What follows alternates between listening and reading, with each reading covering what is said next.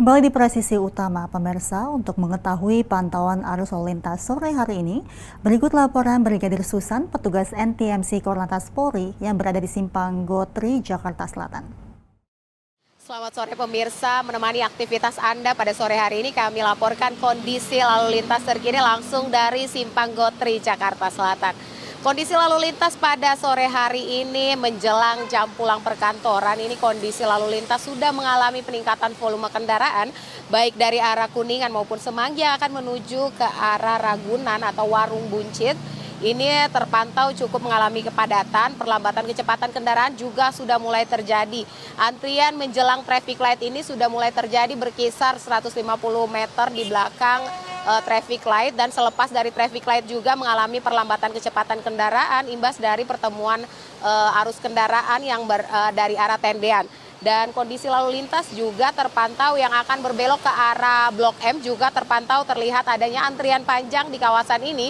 Bagi Anda yang akan melintas kawasan ini untuk cukup berhati-hati dikarenakan kawasan ini ramai akan aktivitas masyarakat seperti para pejalan kaki, pedagang dan juga warga masyarakat yang berlalu lalang di kawasan ini yang perlu Anda antisipasi dengan kurangi laju kecepatan kendaraan Anda ketika melintas kawasan ini.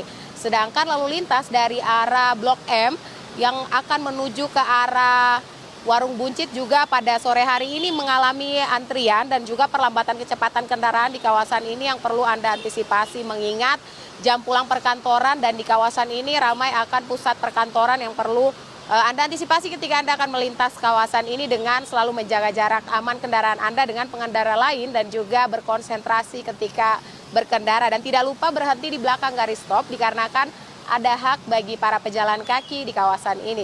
Dan dari arah Warung Buncit yang akan menuju ke arah Blok M juga pada sore hari ini terpantau cukup ramai lancar, namun perlambatan kecepatan kendaraan juga sudah mulai terjadi di kawasan ini.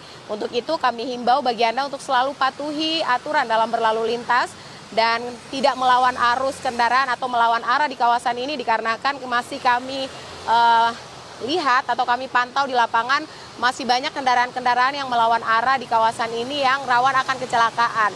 Untuk itu kami himbau bagi Anda terkhususnya roda 2 untuk selalu mematuhi aturan dalam berlalu lintas dan selalu berjaga jarak atau kurangi kecepatan kendaraan Anda dikarenakan kawasan ini ramai akan aktivitas masyarakat. Dan untuk informasi terkait bagaimana kondisi lalu lintas, Anda dapat menghubungi call center kami di 1500669 dan SMS center kami di 9119 atau Anda dapat mengakses Instagram dari Korlantas Polri.ntmc untuk mengetahui bagaimana informasi terbaru terkait lalu lintas di beberapa titik melalui CCTV dari NTMC Korlantas Polri.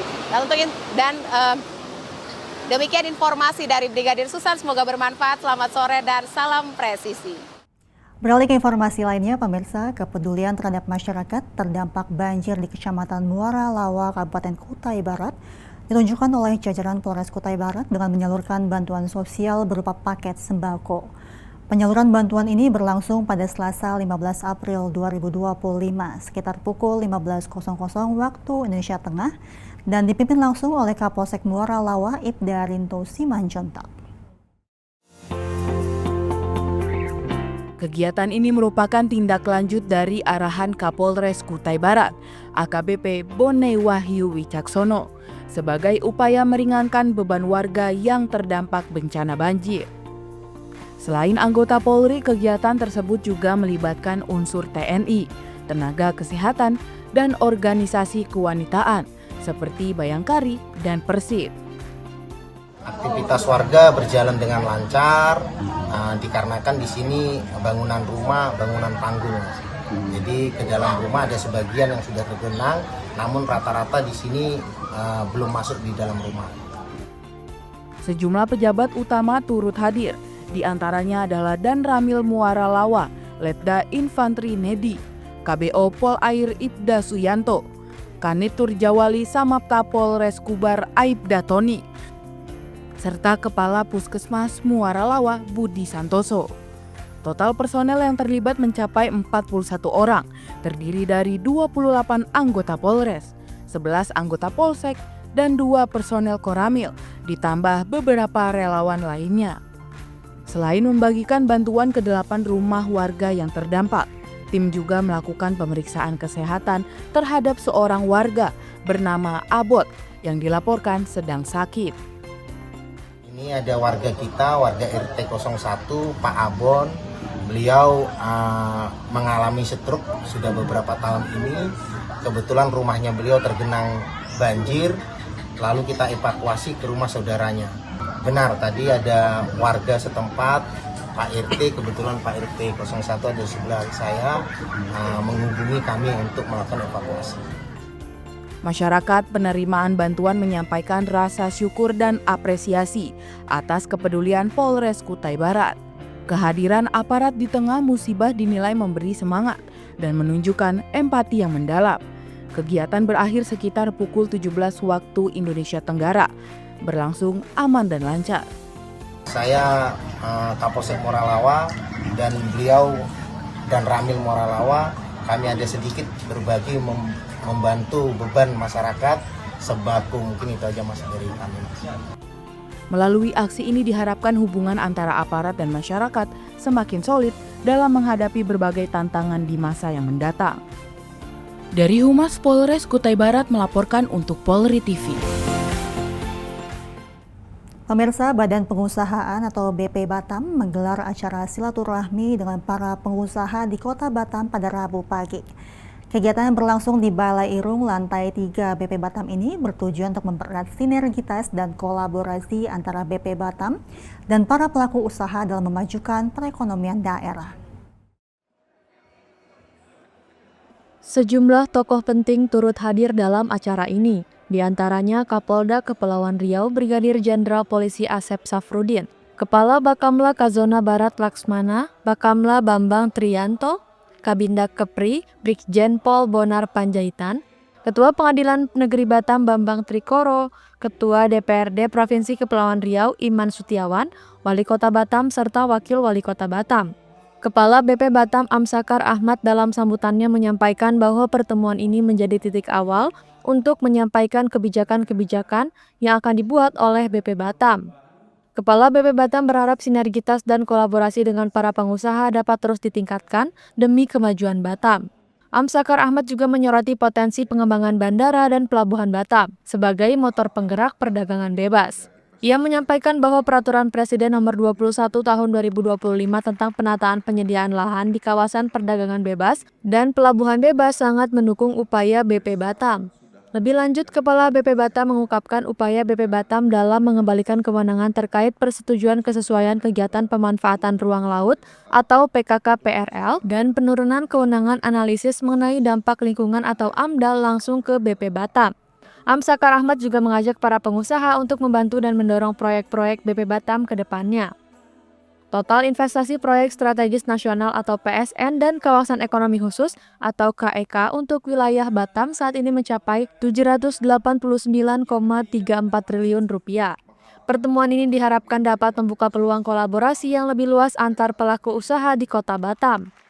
Kapolda Kepulauan Riau Brigadir Jenderal Polisi Asep Safrudin dalam sambutannya menyatakan dukungan penuh terhadap upaya peningkatan iklim investasi di Batam melalui sinergi yang baik dengan pemerintah, pengusaha, dan masyarakat. Brigadir Jenderal Polisi Asep Safrudin juga menyinggung potensi dampak kebijakan Presiden Donald Trump terhadap Kamtipmas dan mengapresiasi optimisme Kepala BP Batam dalam membangun Batam sebagai pusat perdagangan besar.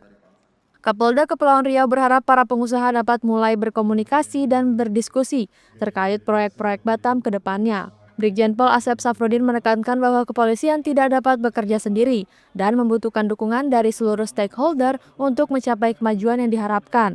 Kapolda juga mengapresiasi perkembangan BP Batam di bawah kepemimpinan saat ini. Dari Humas Polda Kepulauan Riau melaporkan untuk Polri TV. Sementara itu, Kapolda Sumatera Barat, Irjen Pol Gatotri Suryanta melakukan groundbreaking atau peletakan batu pertama pembangunan Satuan Pelayanan Pemenuhan Gizi atau SPPG Polda Sumber pada Selasa pagi di area belakang Gedung Rangkayo Basa, Aspol Lolong Padang. Langkah ini menunjukkan komitmen Polda Sumatera Barat dalam mendukung program makan bergizi gratis atau MBG yang dicanangkan pemerintah. Dalam sambutannya, Irjen Gatot menjelaskan bahwa pemerintah melalui Badan Gizi Nasional atau BGN telah menetapkan Satuan Pelayanan Pemenuhan Gizi atau SPPG sebagai elemen krusial dalam implementasi program Makan Bergizi Gratis atau MBG. Polda Sumbar merespons hal ini dengan membangun gedung dan sarana SPPG yang diperuntukkan bagi kebutuhan gizi harian siswa dan masyarakat penerima manfaat program tersebut. Program ini memiliki tujuan ganda, yaitu meningkatkan status gizi masyarakat secara nasional dan sekaligus memperkuat perekonomian domestik. Polri sendiri telah mengambil langkah strategis dengan membangun 20 SPPG di berbagai tingkatan, termasuk 4 di tingkat Mabes Polri dan 16 di Polda Prioritas, sebagai wujud dukungan terhadap program MBG. Meskipun Polda Sumbar tidak termasuk dalam daftar Polda Prioritas tahap awal, Kapolda Irjen Gatot menegaskan ambisi Polda Sumbar untuk menjadi pionir pembangunan SPPG di luar wilayah prioritas. Hal ini menunjukkan inisiatif dan keseriusan Polda Sumbar dalam mendukung program pemerintah secara proaktif. Untuk mewujudkan pembangunan SPPG ini, Polda Sumbar telah menjalin kerjasama dengan pihak swasta, yaitu PT NHK, Jaya Mandiri sebagai kontraktor pelaksana konstruksi, dan PT Kunango Jantan sebagai penyedia material. Kerjasama ini diharapkan dapat mempercepat dan memastikan kualitas pembangunan SPPG.